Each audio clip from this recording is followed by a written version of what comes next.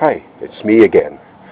I'm just going to do a cold start and showing you how to do maintenance on a 65 Mercury, but this applies to most cars with a carburetor. And the first thing you want to do is when you check the power steering, you just take off the cap and then you look inside and it should be up to the top of the housing. Some of them have a dipstick built onto the cap so you can check the dipstick, but this one doesn't have that, so the power steering fluid is okay. Next thing you want to do is check the oil level. You can do that by pulling the dipstick out. Some engines are on the left side, some are on the right side, and you just look at the level and it shows you on the dipstick where it says full. But when you do an oil change, you don't want to go over the full mark because it will do damage to your engine, and you don't want to be having an expensive overhaul. This is your window washer fluid, so that's another thing that should be checked periodically, especially in the winter time when you have slushy roads. And another very important thing to check is your brake fluid in your master cylinder. Make sure you got enough fluid in it there to so you don't run out and have no brakes when you need them the most.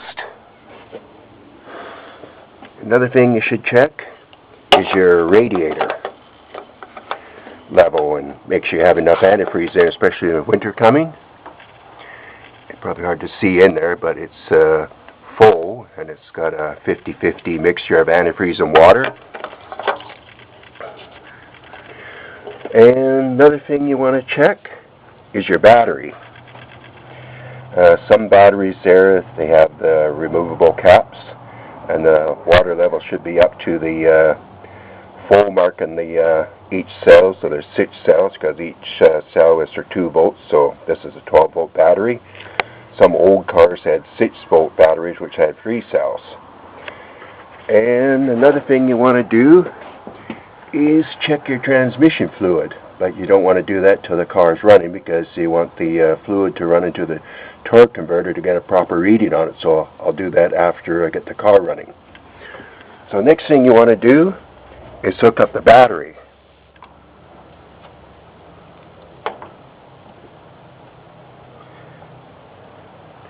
So the battery's hooked up now. I disconnect it because the car has been sitting for a long time, probably 3 weeks now, and you hook up the battery, it runs the battery down because the clock is running all the time, and when it sits so long then it eventually runs the battery down. And this is an older battery.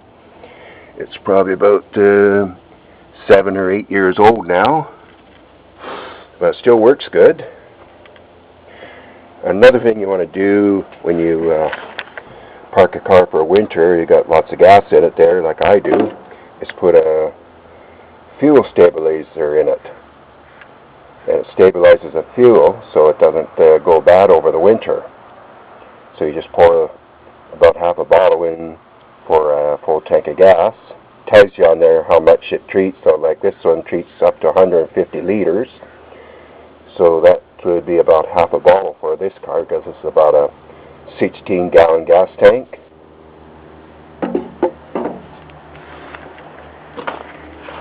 And you see it was a cold day because there's ice on the bird bath.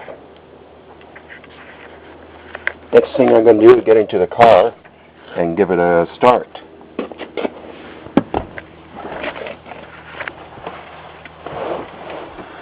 So first thing I got to do is pump the gas.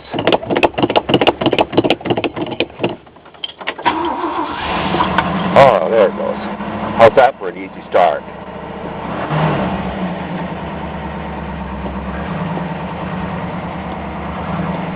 This old baby starts up really good as well, tuned up. Sometimes it'll stall, but this thing, if you keep pumping the gas a little bit there, it will stay running there. But if you let it sit for a while and the idle is slow, then it will sometimes die, and you got to restart it again, pump the gas a little bit more.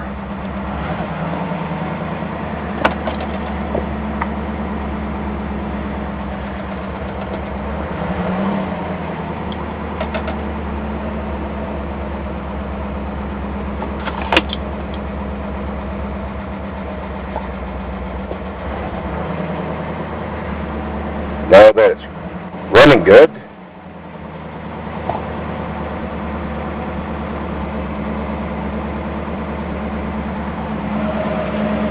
And it's good to make sure your parking brake is on too, so it doesn't roll when you're on a slight slope. So I'm going to get out now and check your oil pressure. It shows half, and your charge indicator is charging good. The gas is up. The temperature gauge is right on cold because I just started it. You can see the clock is running, so that's why I don't want to have the battery hooked up all winter, because it will eventually run it down. So we'll get out now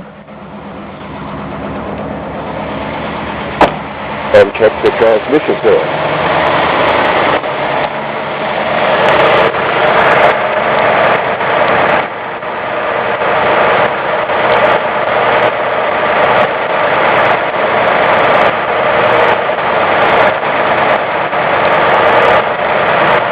So you just take it and wipe it off, and I'll put it in.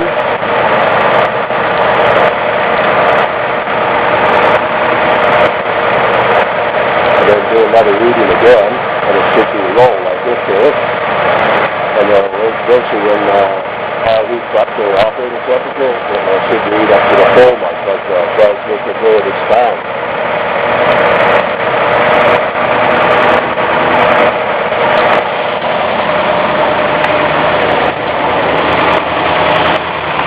And another thing that people can do on the average is change your own oil. I'll just shut this off because you'll probably have a hard time hearing it.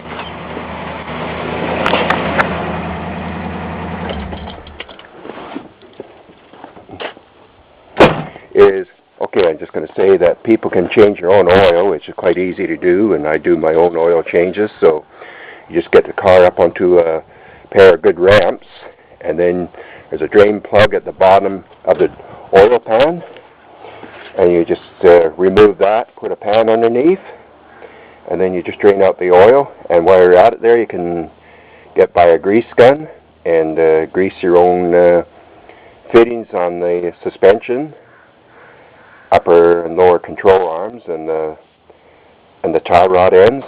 Most cars, that's all they require, but some older cars, you had to lubricate your drive shaft U-joints. And that is okay, that's where you put your oil in right there. Another thing you should check is your air filter. Make sure it's clean, and should be changed when it looks really black, but this is a fairly new one, so I don't have to worry about it right now. And that's their coil, and that's another part that most people can change on their own. Another thing that should be done too is check the air pressure in your tires. And you can buy a inexpensive tire gauge at Canadian Tire or Walmart, and then you just put it in, take the valve cap off, and then you just put your air pressure gauge on, and it should read around 30 pounds pressure for most tires. But you know, check your owner's manual, because some require more, some require less. Same with your oil. Most oil changes will go for 3 to 5,000 K. So the best bet is just to read your owner's manual, tell you how often it should be changed. Okay, I guess that's about it. Have a good day. Bye.